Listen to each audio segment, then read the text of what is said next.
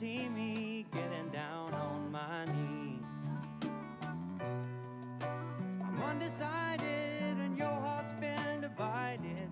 You've been turning my world upside down.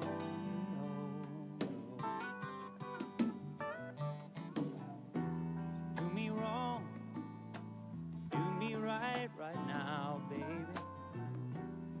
Go on and tell me lies, but hold me tight.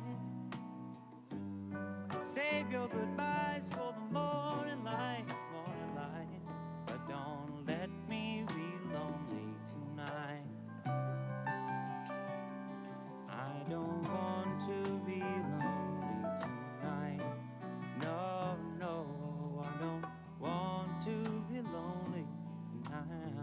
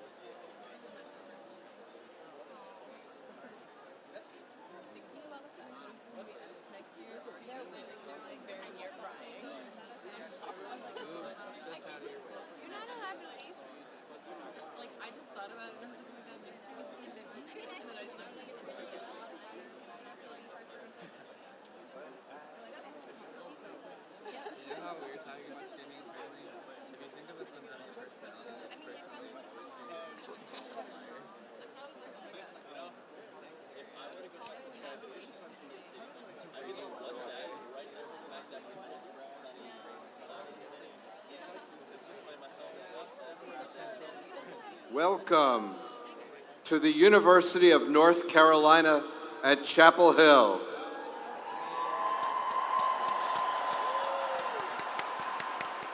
I am Ron Strauss, Executive Vice Provost and Chief International Officer and Chair of the Commencement Committee. It is now my pleasure to introduce the academic procession and begin the commencement ceremony on this beautiful morning. Please welcome the distinguished representatives of the Chancellor's Cabinet and the faculty, led by Faculty Marshal Terry Rhodes.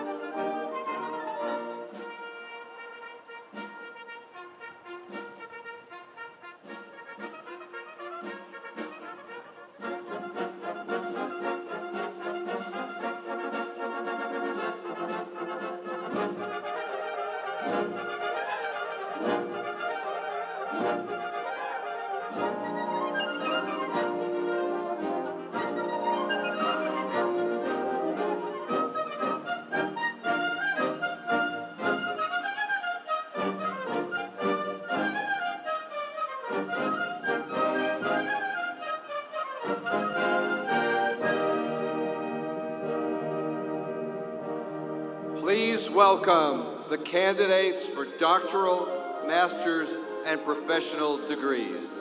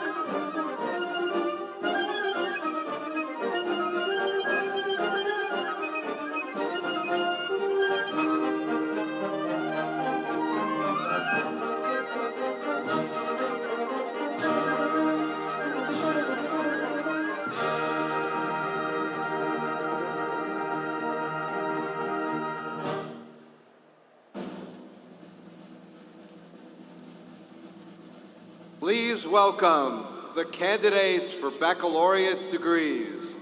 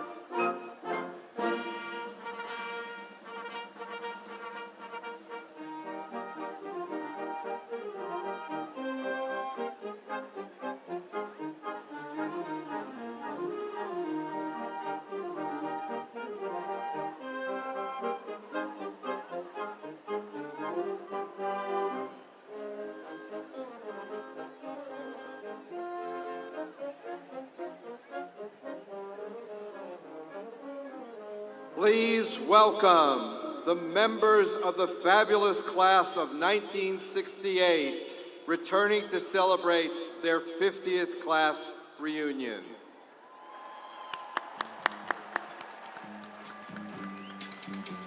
Listen, baby, ain't no mountain high, ain't no valley low, ain't no river wide enough, baby.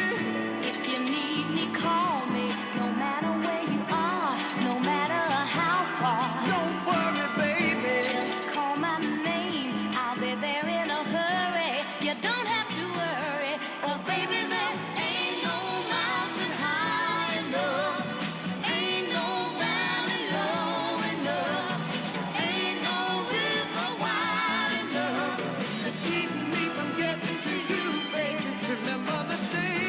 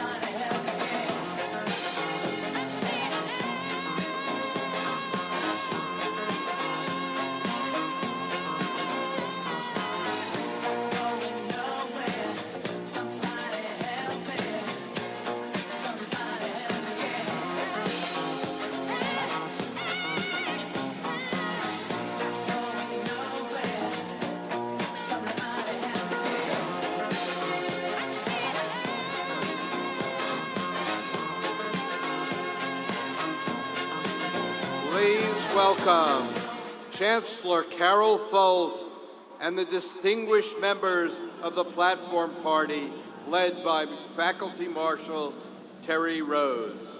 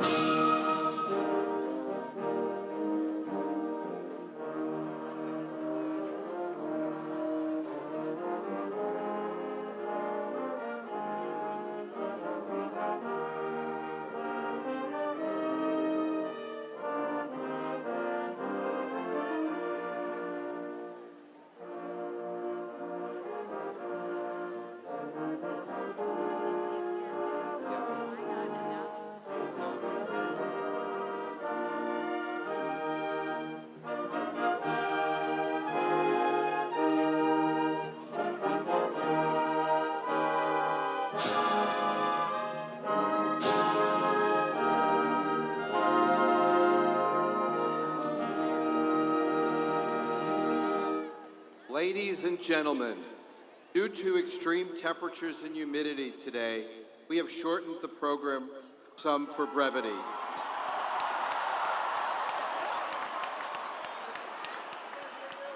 You have received water bottles from the General Alumni Association on the way into the stadium. And please know that we have water and misting cooling stations available along the concourse, as well as the hydration stations located on the field.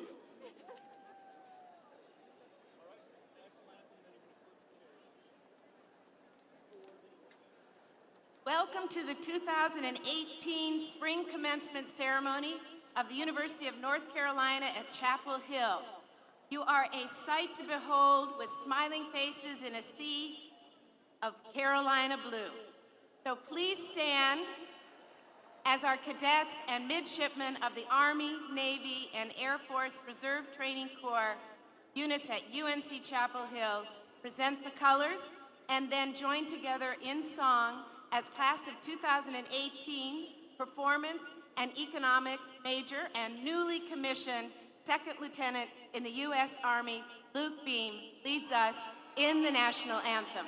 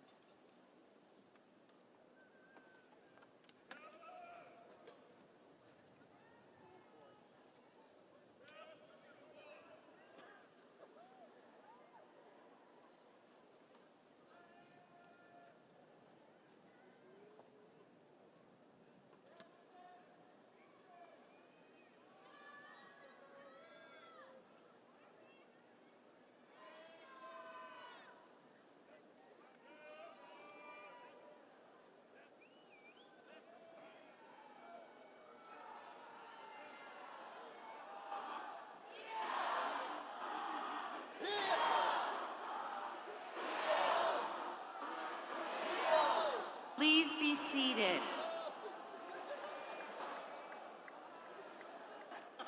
And stay hydrated.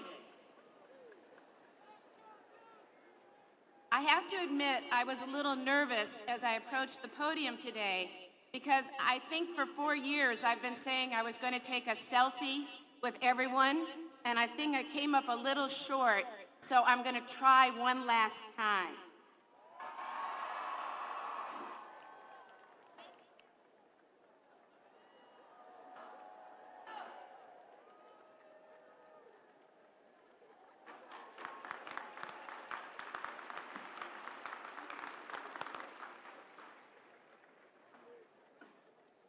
I love to stroll across campus at daybreak before graduation.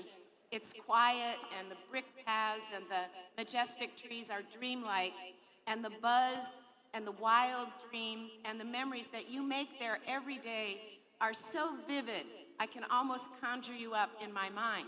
And now, here you are. I want everyone to take a deep breath and another sip of water and savor this special moment.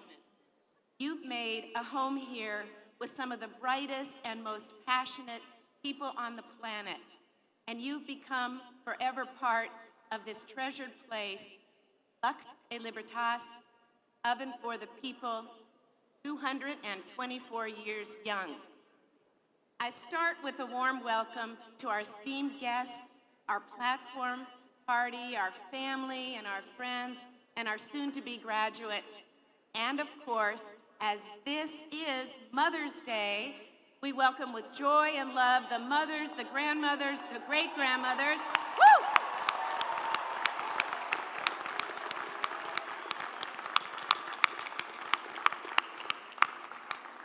They're all with us today in presence or in spirit. Graduates, you've earned this moment with your hard work and your determination. You brought your true selves to Carolina with different expectations, different identities, different dreams, and probably some pretty similar worries, like, who can I sit with at dinner at Lenore? Or how do I sign up for basketball lottery tickets?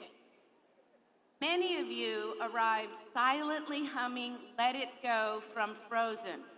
Admit it, that fall, millions of people, including Coach Williams and me, had buckets of ice water dumped on our heads to support research for ALS.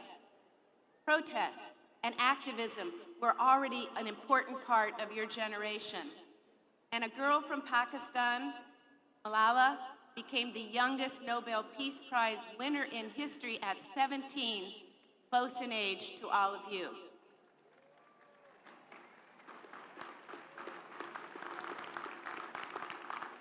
At convocation, I said that you wouldn't all be together again until this very day.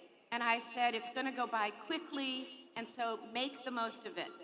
Well, I know I was right about it going by quickly, but I wasn't really right about everything.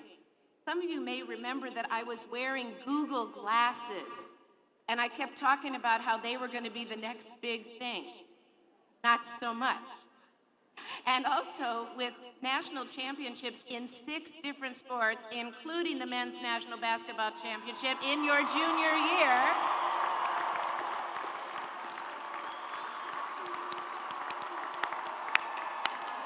I know that you all came together many times, even if it was storming Franklin Street.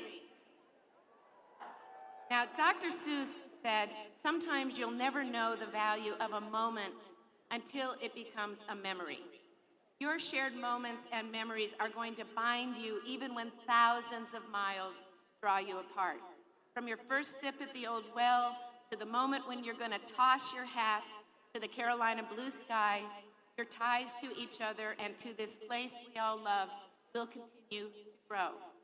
From sunset serenades to your first L-Doc, from building snowmen on the quad to the dance marathon, and from eating late-night pancakes to sharing meals at Topo. You also share memories with our gifted faculty and coaches and staff. One of our faculty, Dr. Aziz Sanchar, even received the Nobel Prize while you were all here.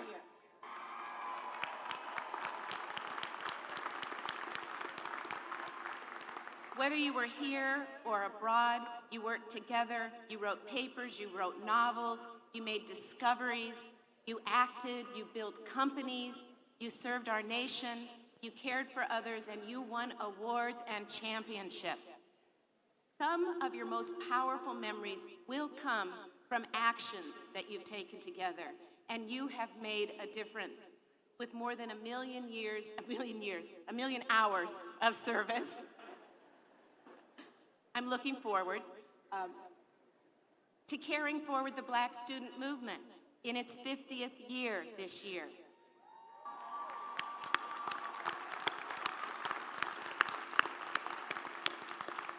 And by speaking out on the issues that really matter to you, like HB2, the Confederate Monument, free speech, fighting sexual assault with Take Back the Night, and working to get out the vote.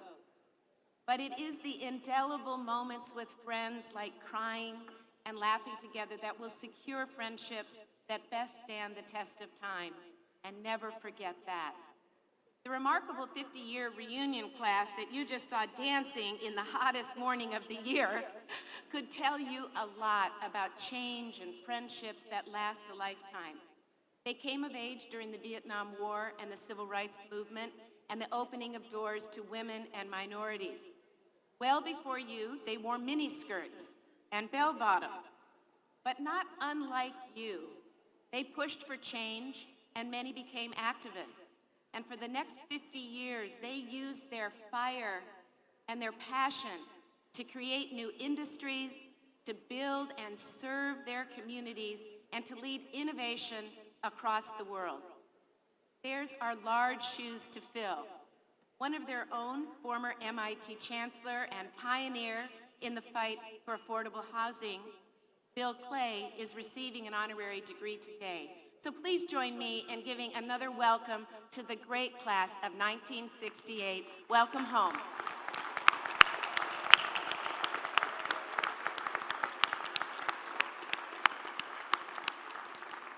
You know, our graduates, you share a lot with them, but you're also very different.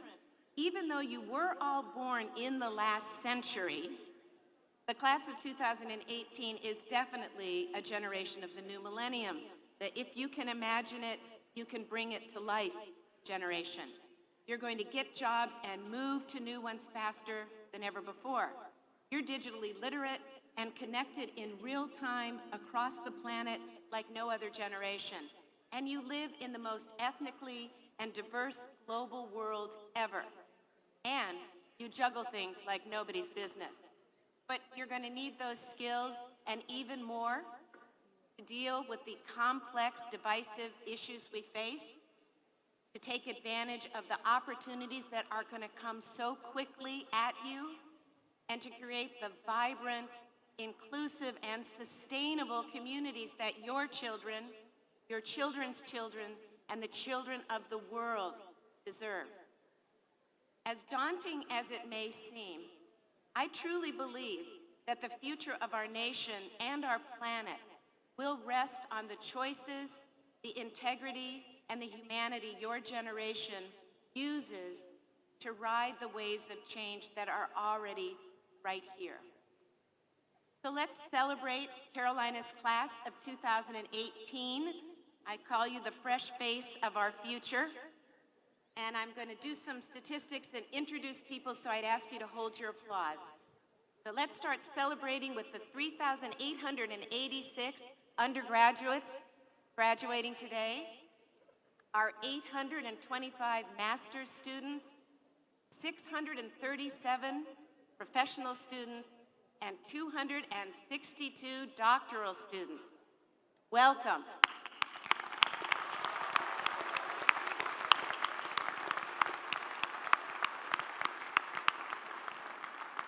When I call out the next groups, I'd like to ask you to stand, and please keep standing, and we'll applaud at the end. So I'm going to start with 281 members of Phi Beta Kappa and 796 Carolina first in their families to go to college.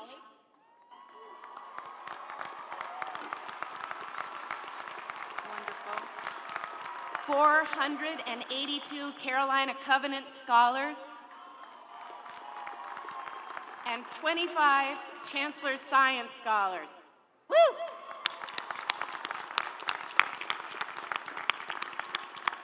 Please be seated. Now I would like to ask all of our active duty and veteran graduates to stand, and ask all of those in the stands who also served in this way to join in standing.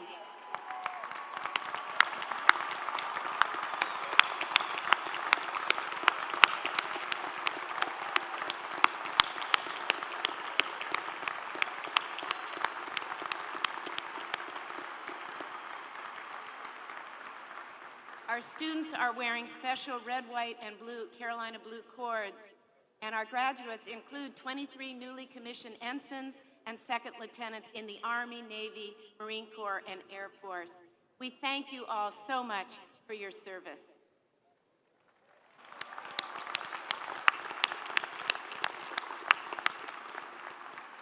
Graduates, the degree that we're about to confer is a milestone in your life, but it's also marking the start of another journey in your life.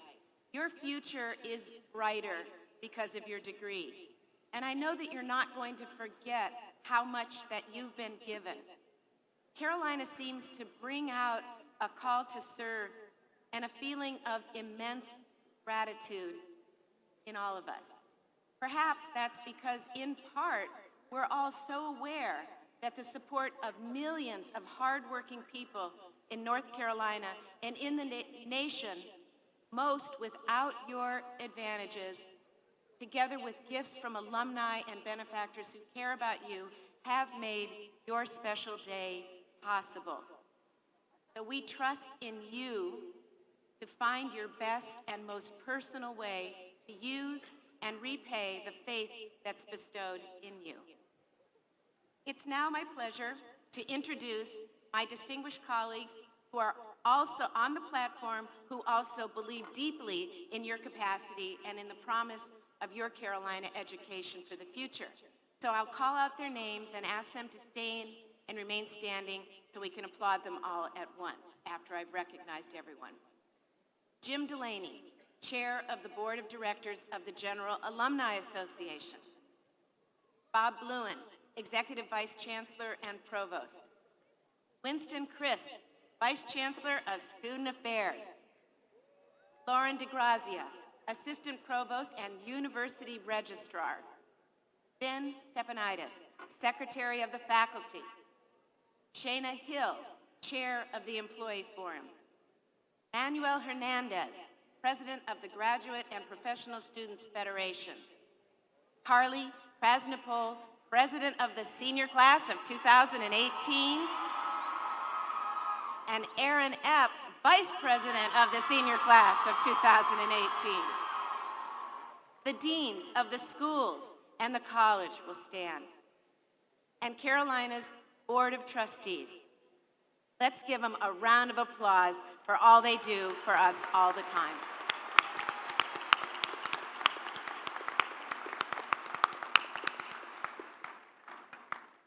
It's now my privilege to introduce Lou Bissett, proud member of the UNC School of Law, class of 1968, and chair of the UNC Board of Governors. Chair Bissett will present the Board of Governors Excellence in Teaching Award.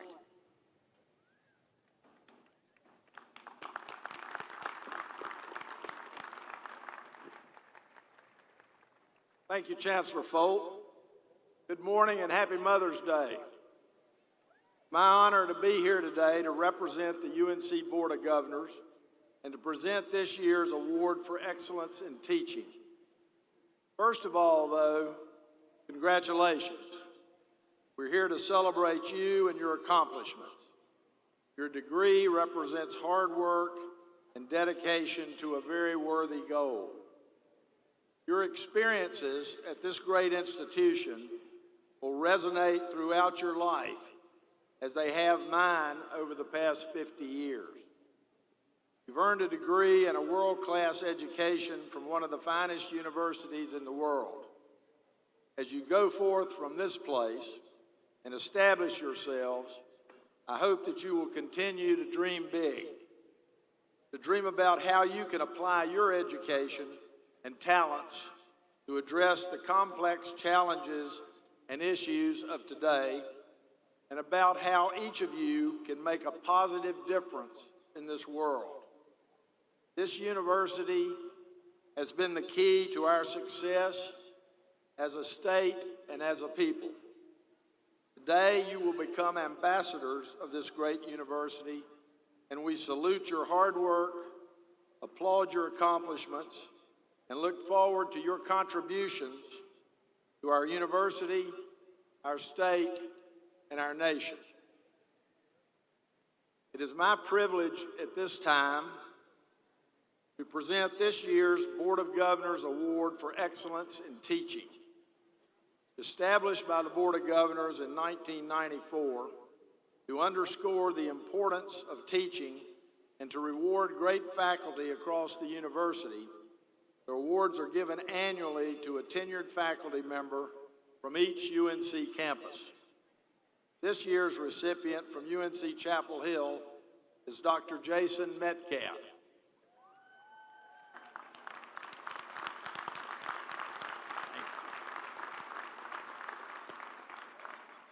Dr. Metcalf's teaching style has been praised by his colleagues and students across his campus for his ability to transform difficult concepts through development of problem-solving skills and the creation of a learning environment that inclusively connects and engages all of his students. This time I'd like to ask Chancellor Folt and Dr. Metcalf to come forward.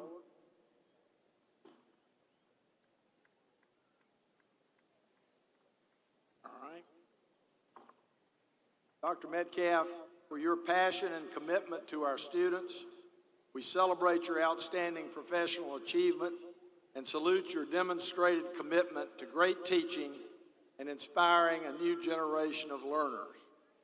In honoring you, we also acknowledge the more than 14,000 dedicated faculty members who teach over 225,000 students throughout the University of North Carolina system. Dr. Metcalf, honored. Congratulations. Now, there's a stipend that goes along with this, Jason, but they told me to tell you the check's in the mail, so I'm sure you'll get that. Thank you very much. Thank you all, and congratulations.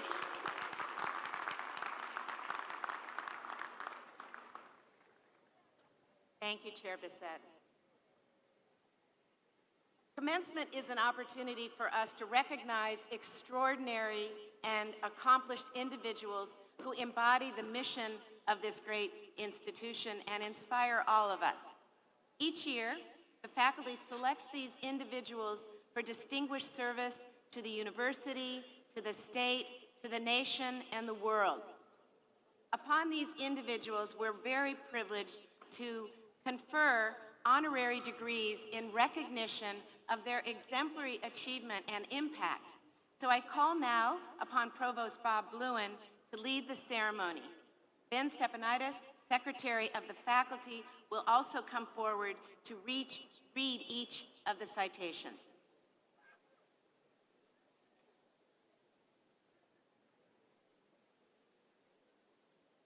Will Professor Buck Goldstein please conduct forward Dr. Philip L. Clay.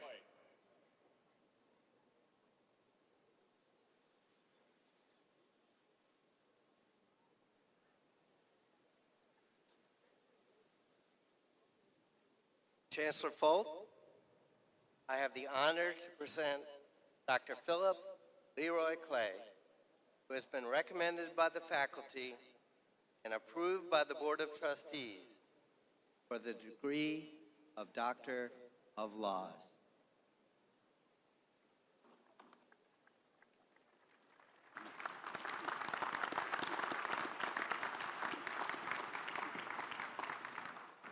Philip Leroy Clay is an eminent scholar of urban life who served as Chancellor of the Massachusetts Institute of Technology. A native of Wilmington, North Carolina, he graduated with honors from the University of North Carolina at Chapel Hill in 1968 and went on to earn a doctorate in city planning at MIT in 1975. He joined MIT's faculty shortly thereafter and rose to become Chancellor in 2011, a role in which he oversaw the Institute's academic programs, student life, and research until 2011. Clay is widely known for his work in housing policy and community development. In a path-breaking 1987 study, he identified factors contributing to a decline in low-income housing and made recommendations that were implemented nationally through the Housing Act of 1990. He was chair of Community Builders, the nation's largest nonprofit developer of affordable housing, and is currently deputy chair of the Federal Reserve Bank of Boston. Clay served as a trustee of UNC-Chapel Hill and led the committee that supported our university's enhanced focus on promoting innovation. For outstanding accomplishment in the field of urban studies, public service, and academic leadership, the University of North Carolina at Chapel Hill is pleased to confer on Philip Leroy Clay the degree of Doctor of Laws, honoris causa.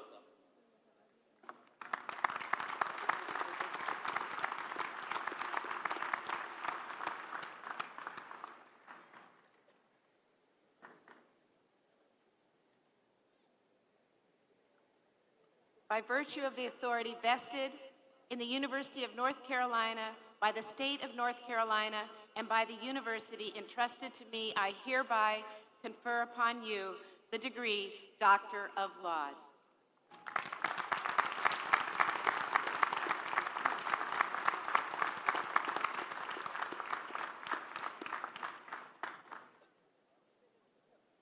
Will Dean Susan King please conduct forward James F. Goodman.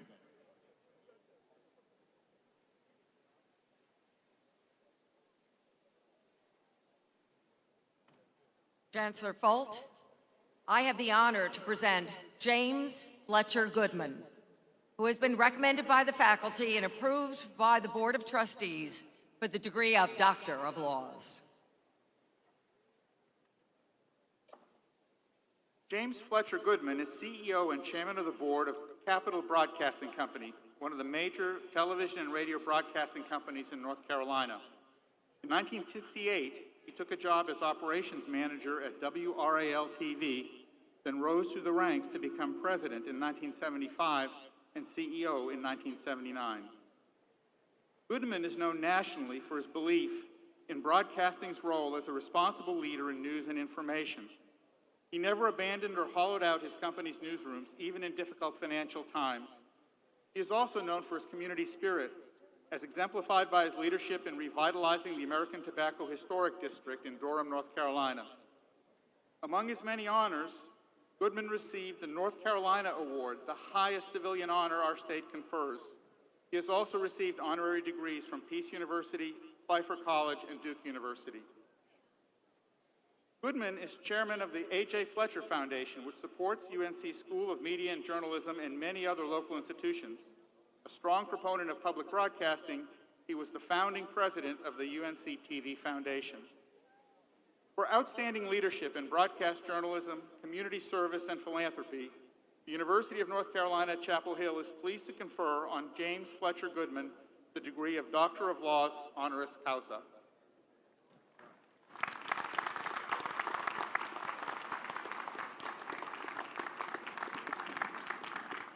James Fletcher Goodman, by virtue of the authority vested in the University of North Carolina by the state of North Carolina and entrusted to me, I hereby confer upon you the degree Doctor of Laws.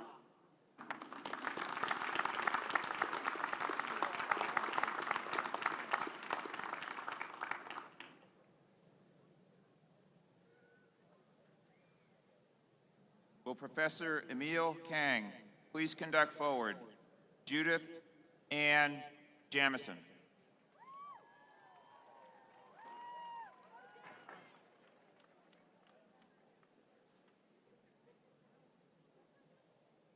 Chancellor Folt, I have the honor to present Judith Ann Jamison, who has been recommended by the faculty and approved by the Board of Trustees for the degree of Doctor of Performing Arts.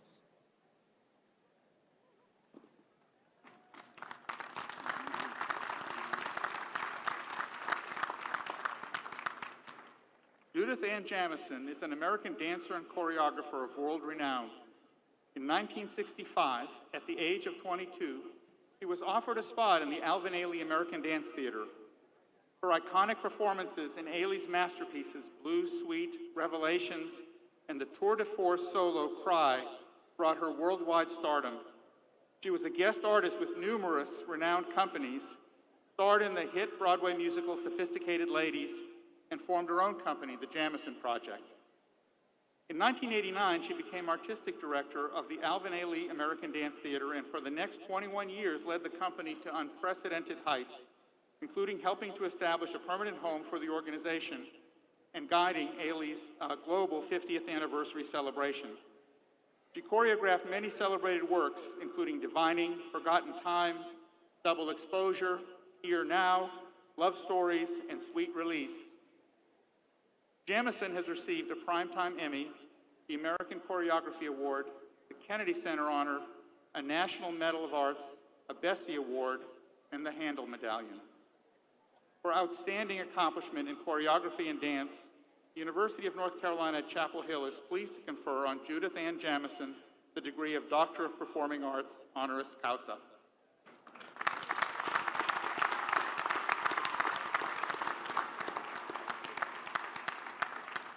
Judith Ann Jamison, by virtue of the authority vested in the University of North Carolina by the state of North Carolina and by the university entrusted to me, I hereby confer upon you the degree Doctor of Performing Arts.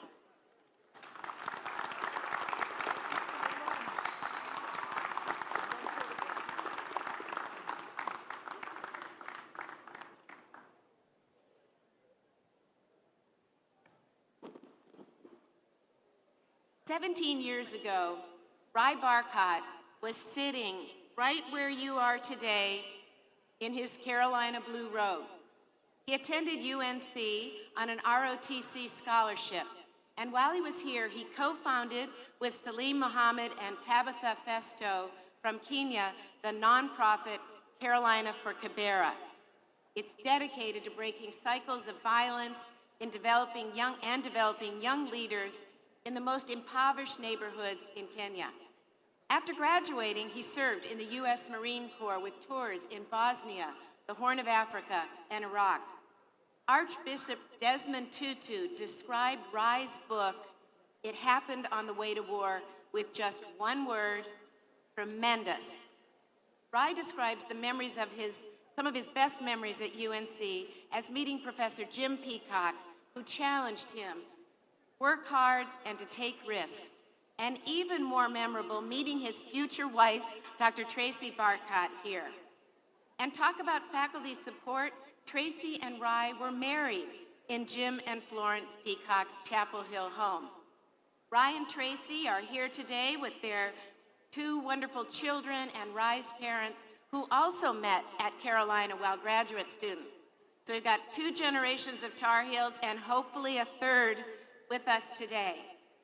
Now Ry is starting a new mission. His initiative, With Honor, is working to elect to Congress a cross-partisan coalition of post-9/11 veterans. Ry is an inspiration to me and so many others for his dedication, his service, and his commitment to changing the world. I can't wait to hear his message as how to persevere through the pain in life. Ladies and gentlemen, please join me in welcoming Ry Barcott home. Thank you.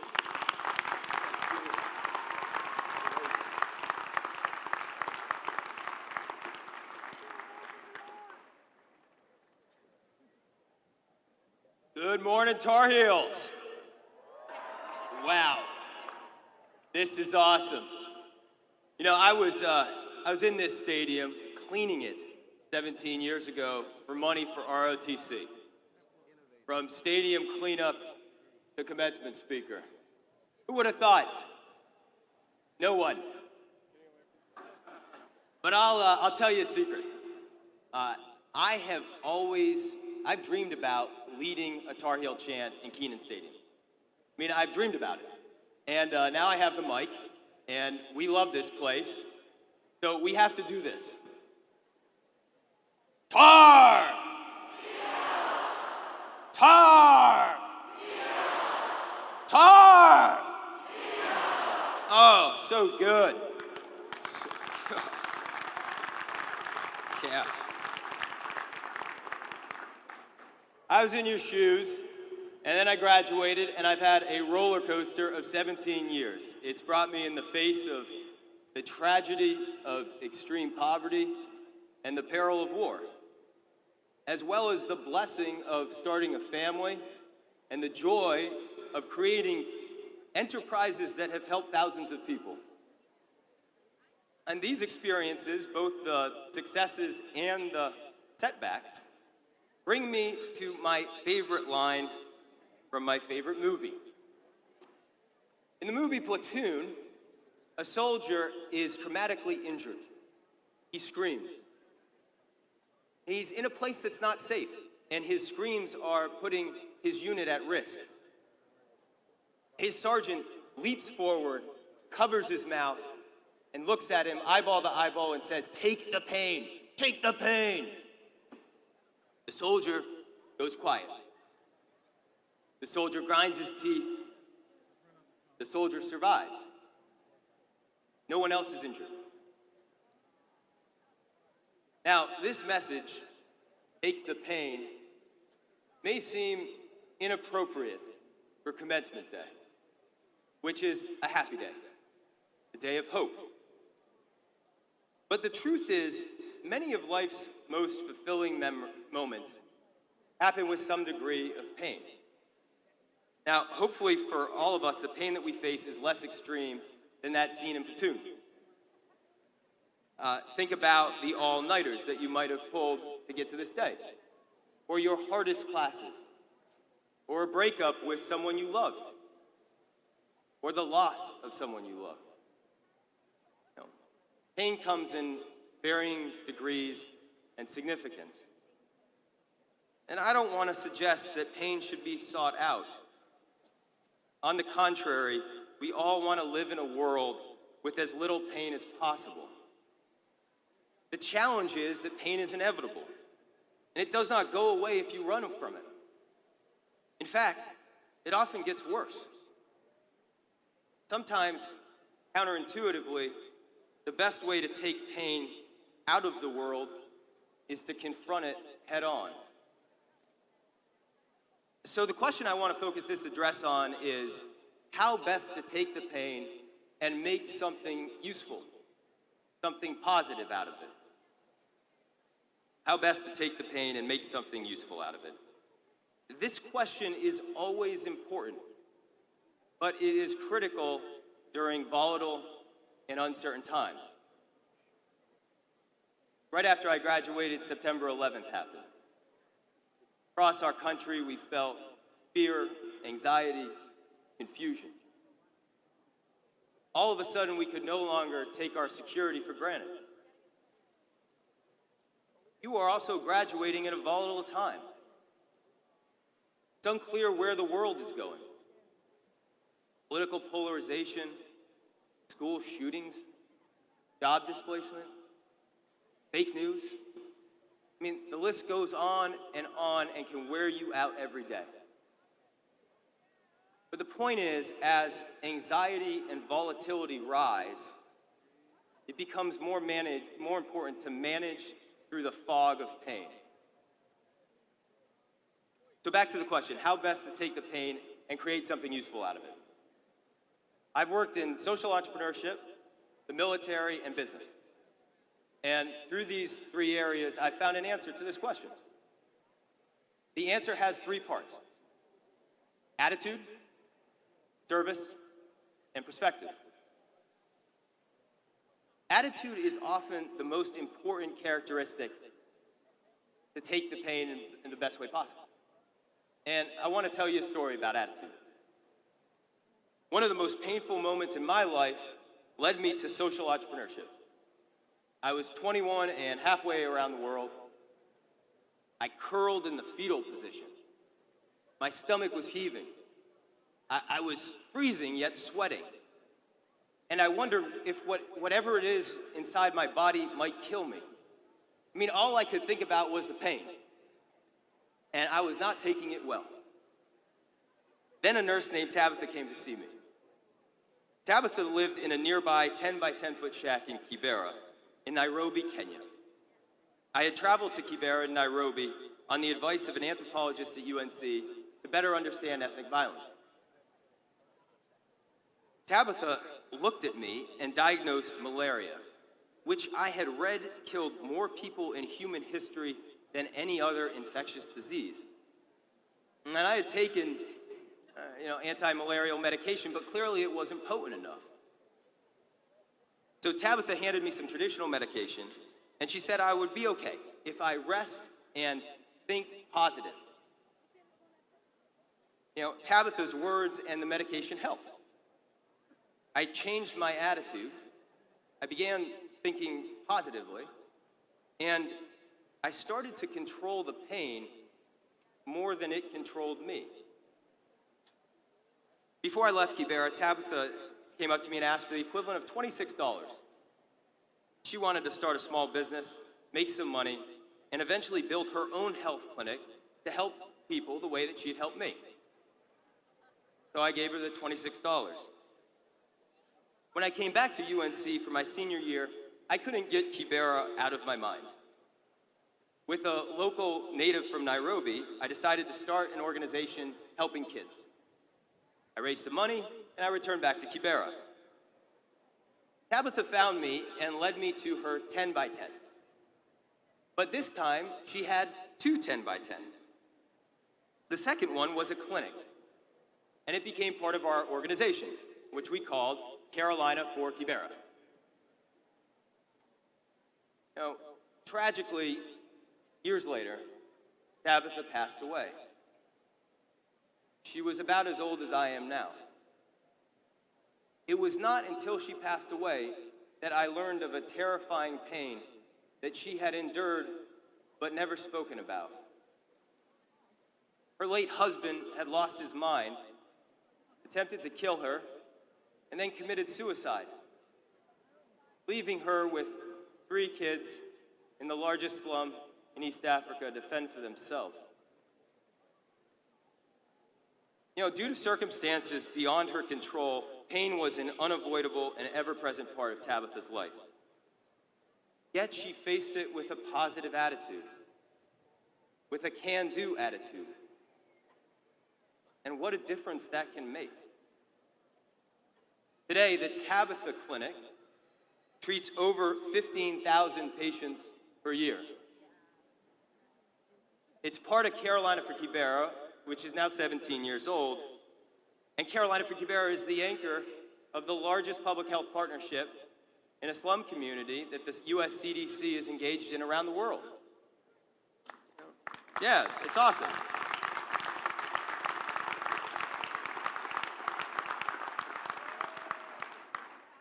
It's great stuff. We produce knowledge that helps other communities around the world, and that Tabitha Clinic helps save lives from deadly diseases like malaria. I once heard this quote: "Attitude is everything. Pick a good one." Let me turn next to service as one of 3 parts to best take the pain and turn something useful out of it. Many of you will graduate and head into your first job. My first job in the United States Marine Corps was great, in part because I got to work with tremendous Americans from all walks of life and serve something that was larger than ourselves. One of the Marines that I served with, Sergeant Dave, grew up in particularly painful circumstances. He's an orphan. Think about that.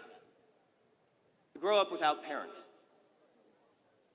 Maybe some of you here have endured that pain. Before we deployed, Sergeant Dave learned that his son had been born, but with a hole in his heart. Imagine the stress. Deploy on dangerous missions, knowing your newborn son is fighting to survive with a hole in his heart. Yet Sergeant Dave performed so well that the President of the United States personally called him on Christmas. How did he do it under such duress? Sergeant Dave said that he decided his son's condition was out of his control while he deployed. The best thing he could do was immerse himself in service and be optimistic, because that helped him, his family, and everybody around him. That's the wonderful secret about service. Helping others helps yourself. You focus less on your own pain, and you can make more of a positive impact for others. I'm happy to say that Sergeant Dave's son is alive today and healthy. I saw him last week. It's worth pointing out as well that both service and attitude were intertwined in the way that Dave took the pain. His attitude was embodied by my all-time favorite leadership quote. It's a quote by General Colin Powell, who said, "Perpetual optimism is a force multiplier."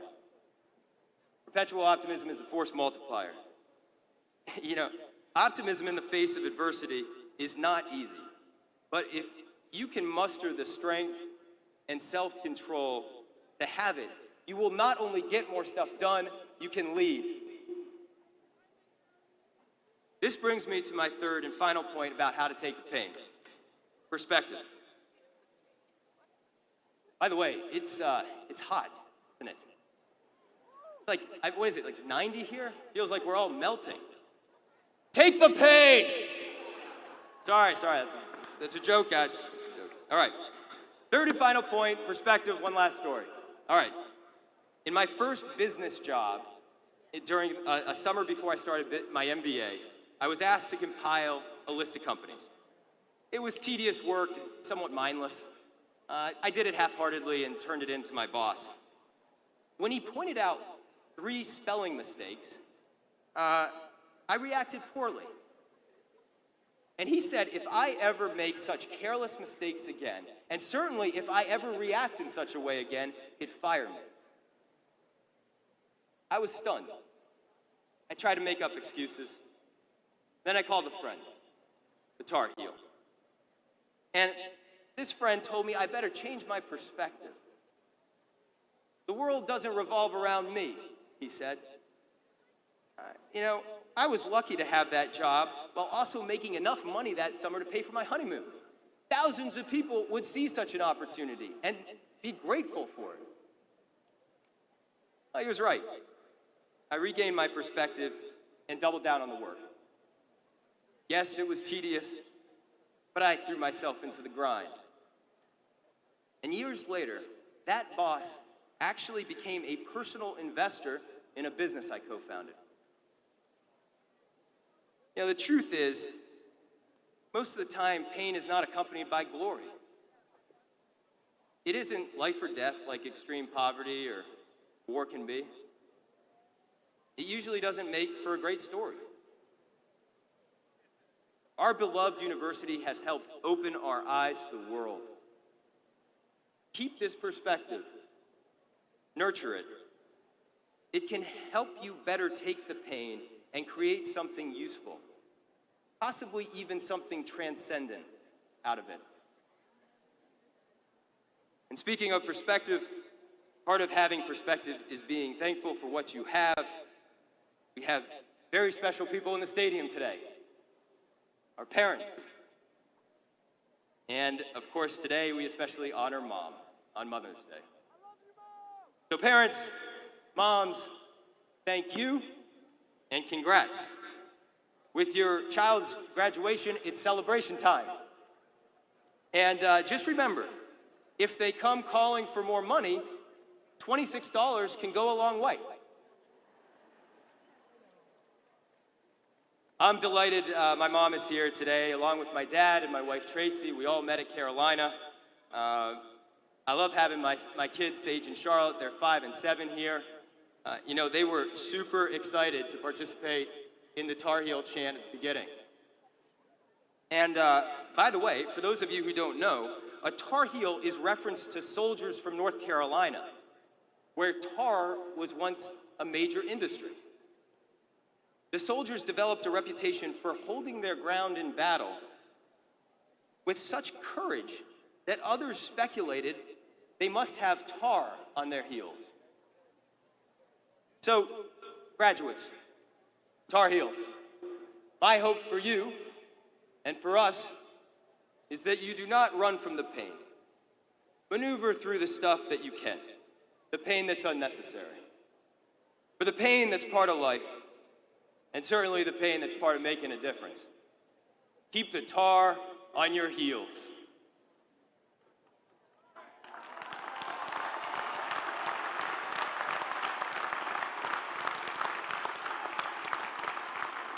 Okay, Carolina, I'll never get to do this again.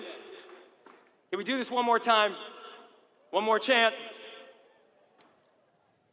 Tar! Tar! Tar! Congratulations, Tar Heels.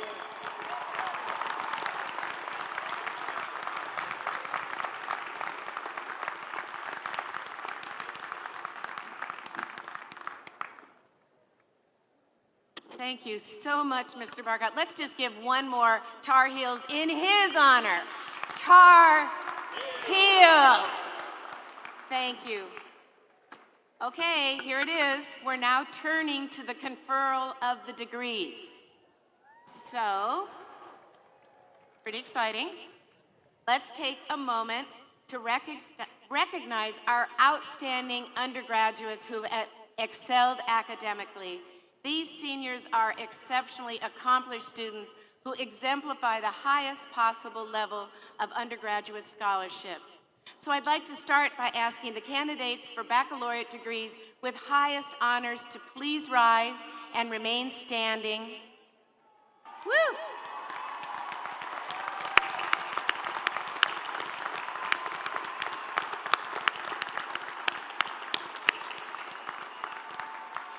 And will the candidates for baccalaureate degrees with honors please join them and remain standing? Congratulations.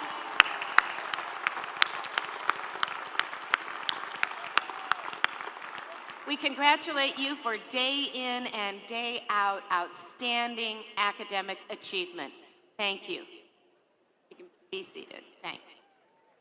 Okay, get a glass, get a sip, hydrate. Here's the exciting parts coming. I'd like to ask all degree candidates to please rise.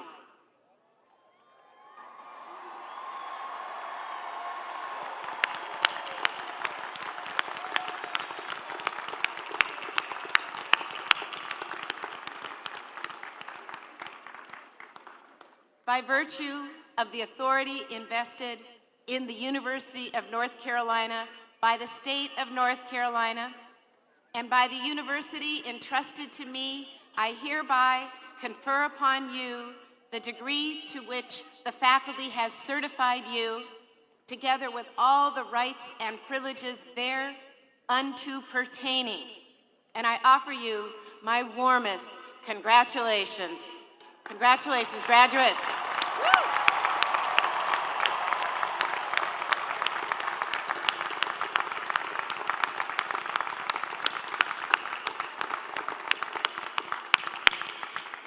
Please be seated.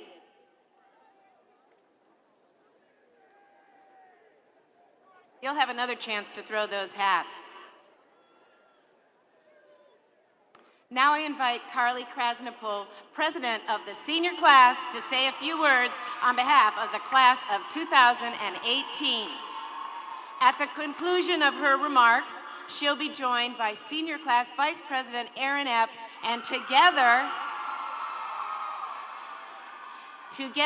they will lead you in the switching of your tassel, signifying your graduation from the University of North Carolina at Chapel Hill.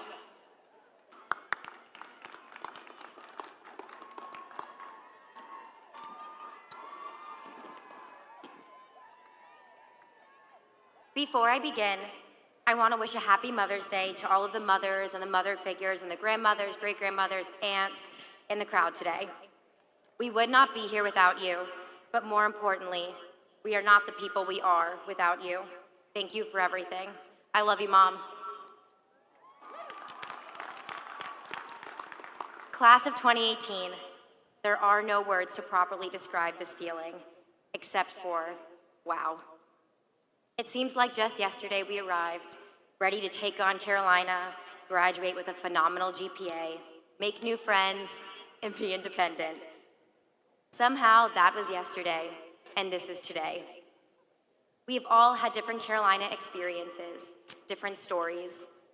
We have all made different friends, joined different organizations, took different classes, and spent our time differently. However, we are united in many parts of our Carolina experience. We are united by what binds us to the many Tar Heels before us, and even more Tar Heels to come after us. We all waited for hours to drink from the old well on our first day of class ever in hopes of a 4.0 GPA, and never went back the next semester because we realized that was super unrealistic and drinking from a fountain doesn't get you a 4.0. We all have had to walk from Davis Library at 2 a.m. to the undergraduate library, knowing that we had a lot more work to do. We all have experienced the tragic loss of classmates that deserve to experience this moment with us as much as we do, if not more. We all have experienced winning a national championship, and not just in basketball.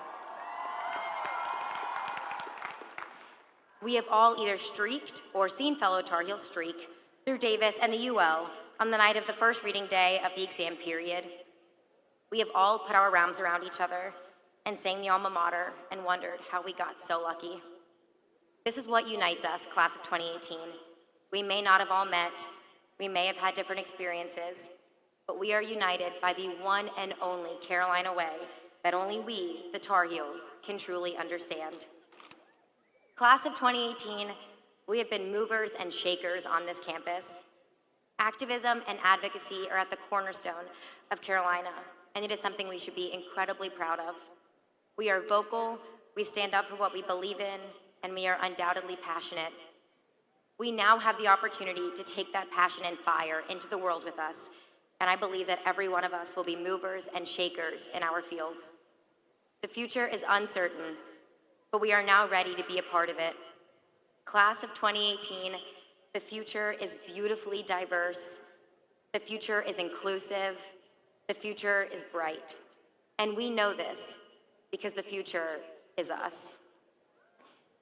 We are going to enter this world as Tar Heels, which is a powerful title, but as Uncle Ben tells his nephew, Peter Parker, better known as Spider-Man, with great power comes great responsibility. It is our responsibility to affect this world in the best way we know how. And as Tar Heels, I fully believe that each of us has the ability to be a part of the change we wish to see. My fellow graduates, may we forever hark the sound. Congratulations.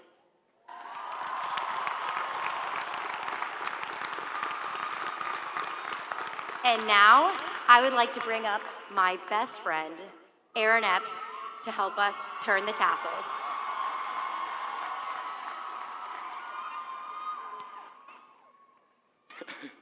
As Vice President of the Class of 2018, I am privileged to lead you all in the turning of your tassels from right to left. Oh my God,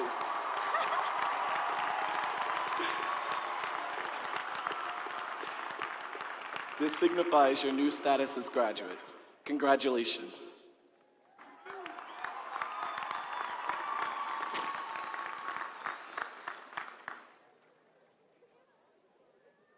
You can stand and throw those hats. Woohoo! Yes!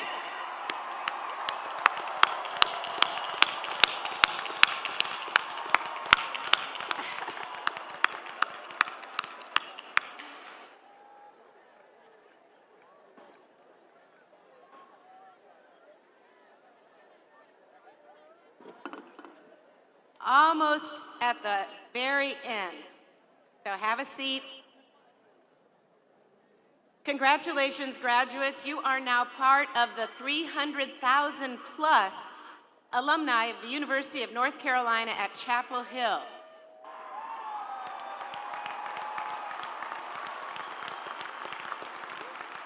This is always a bit of a bittersweet moment. It's the last chance that I and our faculty have to be with you. I get to address you as a class, but it is, of course, the start of something wonderful for all of you. You've been an inspirational class, filled with leaders and people who care deeply about helping others. And you've awed us with your accomplishments and inspired us with your character. I've spent the last 5 years traveling around the world, meeting Carolina alumni, the group that you're about to join. Tar Heels are among some of the most caring, talented, generous, and humble people you will ever meet. The greater angel of our nature urges us to live with a sense of purpose and a bias to take action. It drives us to believe that to be a Tar Heel is to be someone who gives back and builds their communities. And it leaves us with the constant call to do more of the public and for the public. We do stand at a moment of great change, a moment when so much that makes us unique is on the line, but when I look out at the thousands of new graduates, I'm very optimistic. Every one of you seems to be determined to make something important happen. So my charge to you is very simple. First, and this charge is going to shock your parents, but I want you to never work a day in your life. That's what Nobel Prize winner, UNC's own beloved Oliver Smithies told students a couple years ago. He said, I don't go to work every day, I go to play every day. Find something you love so much that you can say, I never did a day's work in my life.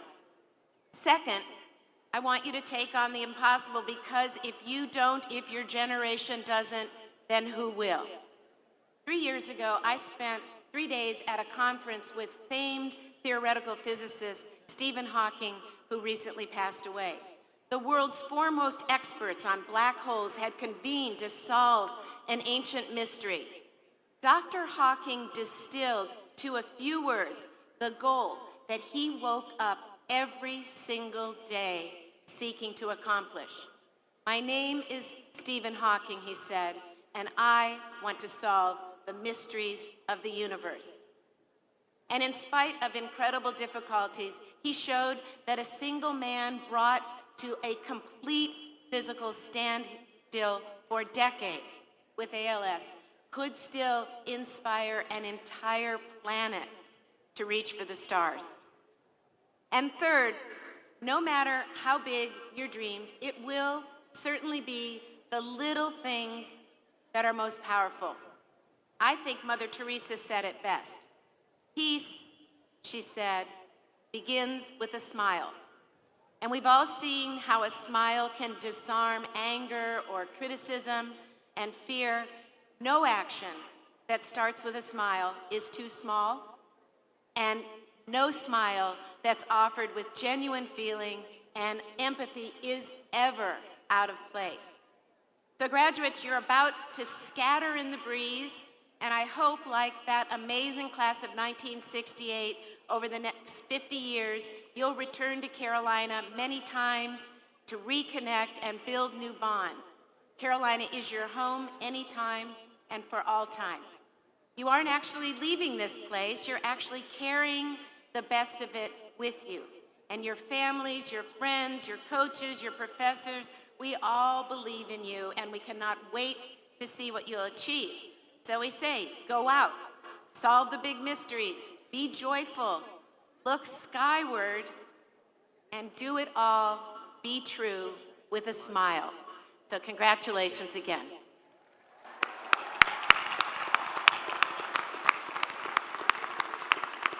So now, before we close, it's my honor to continue another Carolina tradition.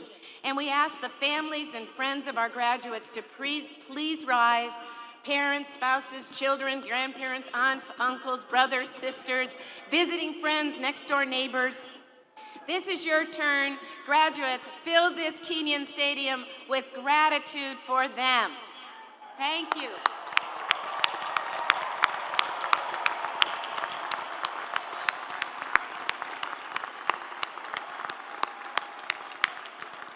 And now, join me with a shout out for Jeff Fuchs, Director of the University Band, for your fellow student musicians and their music today, and our student marshals for their work, and the many Carolina employees who work so hard to make this event possible and to make our campus so beautiful and the traffic so smooth and so pleasant, who care deeply about you. Please join me in thanking them all.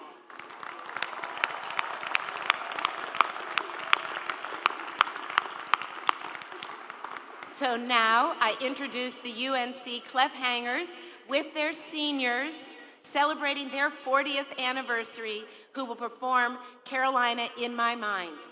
Following their performance, the UNC Harmonics with their seniors will lead us all in singing Hark the Sound.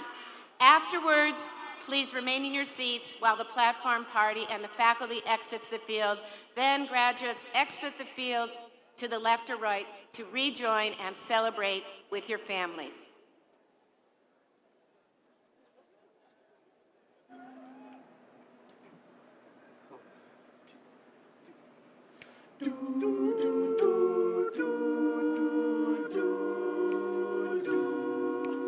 In my mind, I'm gone to Carolina. Can't you see the sunshine? Can't you just feel the moonshine? Ain't it just like a friend of mine to hit me from behind? Yeah, I'm gone to Carolina in my mind. Karen, she's a silver sun. You best look her way and watch it shine. And watch her watch the morning come. A silver tear appearing now. I'm crying, ain't I? Gone to Carolina in my mind. Ain't no doubt in no one's mind that love's the finest thing around. whisper something soft and kind. Hey babe, the sky's on fire, I'm dying, and I'm going to Carolina in my mind. In my mind, I'm going to Carolina. Can't you see the sunshine? Can't you just feel the moonshine? Ain't it just like a friend of mine to hit me from behind? Yes, I'm going to Carolina in my mind. Dark and silent late last night, I think I might have heard the highway calling. Geese in flight and dogs that bark. Signs that might be omens say I'm going to Carolina in my mind. With a holy host of others standing around me, still I'm on the dark side of the moon. And it seems like it goes on like this forever. You must forgive me if I'm up and gone to Carolina in my mind. In my mind, I'm gone to Carolina. Can't you see the sunshine? Can't you just feel the moonshine? Ain't it just like a friend of mine to hit me from behind? Yes, I'm gone to Carolina in my mind. Yes, I'm gone to Carolina in my mind. I'm gone, I'm gone, I'm gone. Won't you say nice things about me when I'm gone? Oh, won't you carry on without me when I'm gone?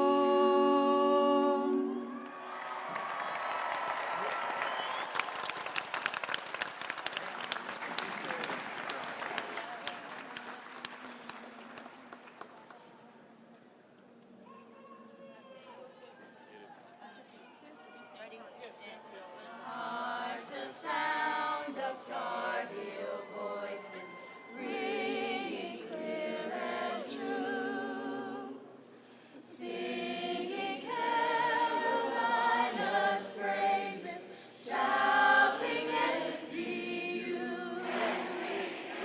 Hail to the brightest star of all, clear its radiant shine. Carolina, priceless gem, receive all praises thine. I'm a Tar Heel born, I'm a Tar Heel bred, and when I die, I'm a Tar Heel dead. Rara, Carolina, lina, rara, Carolina, lina, rara, Carolina, rara. I'm a Tar Heel bred, and when I die, I'm a Tar Heel dead. Rara, Carolina, lina, rara, Carolina, lina, rara, Carolina, rara, rara.